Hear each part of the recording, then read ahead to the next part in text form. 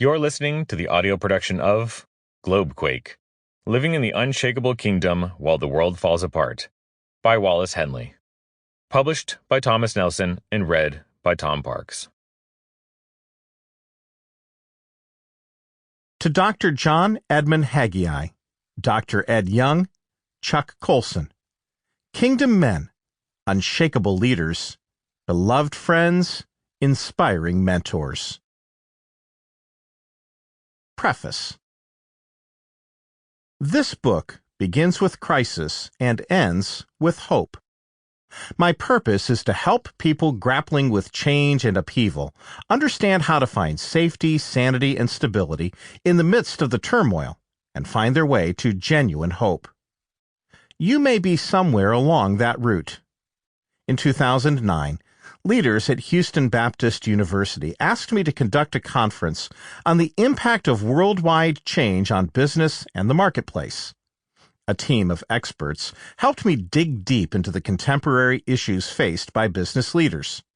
As I reviewed the findings and prepared for the conference, I realized the intensity of change impacts not just business, but every aspect of our lives and the spheres with which we engage daily.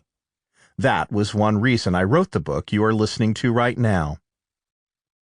The second motivation was the approach of my 70th birthday. I was born on the eve of a globequake on December 5, 1941, 2 days before Pearl Harbor.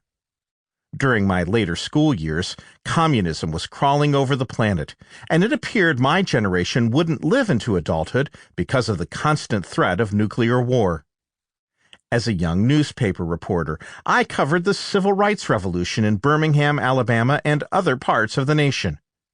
A few years later, I was standing on the lawn of the White House, watching my boss, President Richard Nixon, leave for China.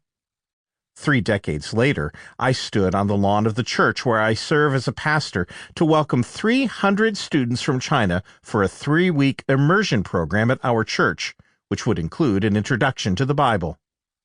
I suddenly realized the coming of those students from what we had always called Communist China was a fruit from the seed sowed in the moment in which I had played a small part 35 years earlier. That's just a sampling of the change I've lived through. As a pastor, I see the impact on people daily. I've counseled with hundreds of hurting, confused, distressed people.